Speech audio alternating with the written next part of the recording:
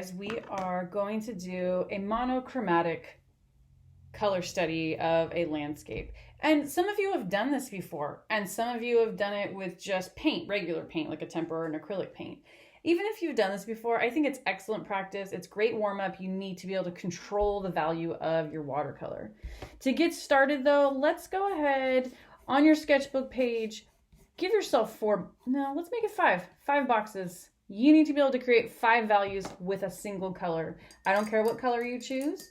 I do think though, this is a little bit easier if you choose darker colors. So yellow, really hard to show value with.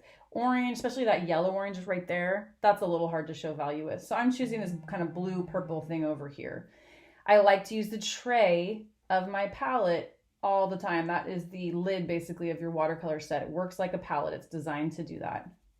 So I'm putting some color there because this is where I can control how light or dark it is. To start with, I want my darkest value. And the easiest way to do that is to dip your brush right in the paint. Hardly any water on it. Hopefully you've given it a second to warm up and then paint it in there. You need to be able to control your edge. I don't want a bunch of blobs. So try to paint inside the box that you've sketched to show me that you can keep that in the lines, because otherwise you can't paint a mountain. Next, I need to go lighter. So I'm going to go straight to my watery color I've already put here. I think this will work. I can always check. I can always scribble on a piece of scratch paper off to the side. Don't be afraid to do that. That looks pretty good, what I just threw on the paper there. So I'm going to go ahead and paint that in my box. And we know, as in all things with art and value, we can always go back and make it darker later. Put more water in this tray. I'm going to check my color before I paint it. That's pretty good. A little more water maybe. Paint it in the next box. Your goal is to get to the lightest blue you possibly can in the last box.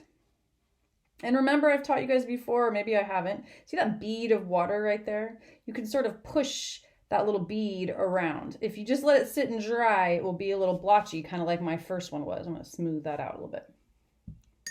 Okay, I'm trying to get lighter here. I still have 2 more boxes to go. Can I do it? Adding more water, checking my work over here before I go for it. Painting it in. Remember, try to push that little bit of water around the paper. And what happens if you have too much water on the page? Take your brush, squeeze it off over your water container, and use that dry brush to lift some of that paint back off the page. The water really is what you're lifting off. Okay, and I still need 1 lighter, so I'm gonna add more water to this. It's gonna be so watery it barely looks like paint. I think we'll go for that. I can always go back and adjust my value scale.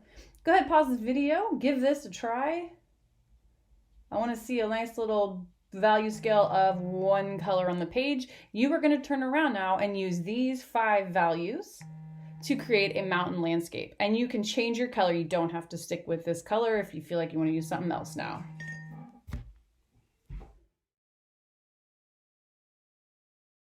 Before I start painting my mountain landscape, I just want to give myself a plan. We're going to do a thumbnail drawing.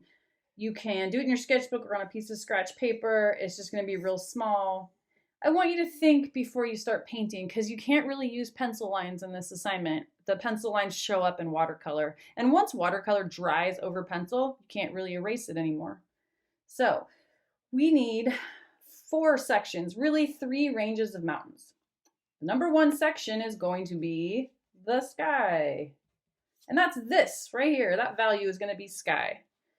Next, I need a mountain. So I'm going to go ahead and draw some triangular shapes. I catch kids doing weird, funky shapes like this. That's not a mountain unless you're Dr. Seuss. Stick with triangles, vary the size of them, vary how tall they get, how low they go.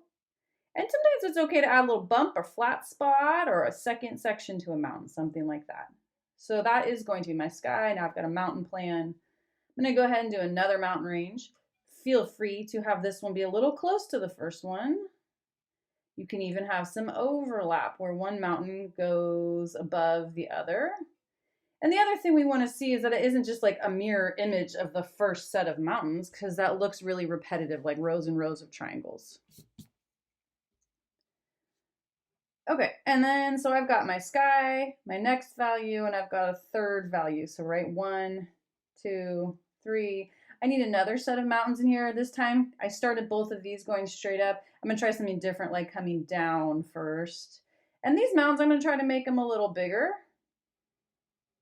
to create the feeling that they're closer to me. So now I have my fourth value. I've got light, a little bit darker, and getting pretty dark here. This would be that value right there. Our last step on this mountain scene is going to be to paint trees. First step, I usually tell my students, give some lines. And they can overlap your mountain range a little bit. Again, they should vary in size. You might leave a gap in the middle or not, it's up to you. And then when I paint my trees, I'm going to go like this. I'm going to scribble with my paintbrush to the left of the tree, and then I'm going to go back and I'm going to scribble to the right. And this is going to be our darkest color right out of the pan of watercolor. And I will do that for each tree, a little scribble on the left and a scribble on the right. Bring your tree down to the bottom of the picture. Don't have it like this, where you have a big stick showing. It looks very awkward and unrealistic. And if you want, you can even add some more trees in the background as you go, and they can even be a little bit lighter color of paint to create some layers in there. So now we know the plan. We're going to start painting the watercoloring. I want this to become a full page painting. So in your sketchbook or on a nice heavy paper, plan to fill most of the page. You can leave a white border around the edge. We kind of know what our idea is. So as we start painting, we have an idea guideline to go with. Between each layer, you absolutely must let it dry. If you've painted your sky and then you go to paint the first set of mountains, what's going to happen? That mountain is going to bleed right into the sky and disappear. It's going to become a fuzzy mess. Sky must dry, so you need to learn to paint, set it aside for 20, 30 minutes, come back to it and do the next layer, set it aside and come back to it again and again.